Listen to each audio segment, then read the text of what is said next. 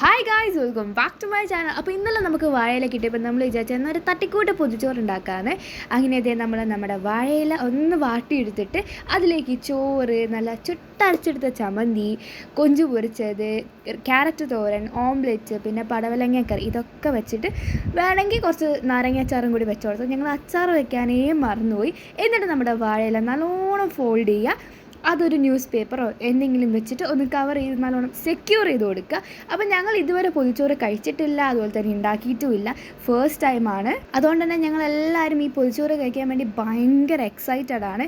അപ്പോൾ റെസ്റ്റ് ചെയ്യാൻ ഒരു 2-3 hours വെക്കുക. കൂടുതൽ സമയം വെച്ചിട്ടുണ്ടെങ്കിൽ അത്രയും ടേസ്റ്റ് കൂടും. അപ്പം ഞങ്ങളൊരു 2-2.5 മണിക്കൂർ അത്രയും വെച്ചിട്ടുള്ളൂ. അപ്പോൾ ഗൈസ്, ഇതേ നമ്മളെ പൊതിച്ചോറ് ഓപ്പൺ ആക്കിയിട്ടുണ്ട്. കാണാൻ തന്നെ നല്ല മൊഞ്ചുണ്ട്, നല്ല സ്മെല്ലും അടിച്ച് കയറുന്നുണ്ട്. സ്മെല്ലും ലുക്കും പോലെ തന്നെ ടേസ്റ്റും നല്ല അടിപൊളിയായിരുന്നു. അപ്പോൾ പൊതിച്ചോറ് ഫാൻസ് എന്തായാലും വീഡിയോ ലൈക്ക് ചെയ്യുക, പിന്നെ ചാനലും കൂടി ഒന്ന് സബ്സ്ക്രൈബ് ചെയ്യുക. അപ്പോൾ ഇന്നത്തെ വീഡിയോ ഇത്രയേ ഉള്ളൂ. ബൈ.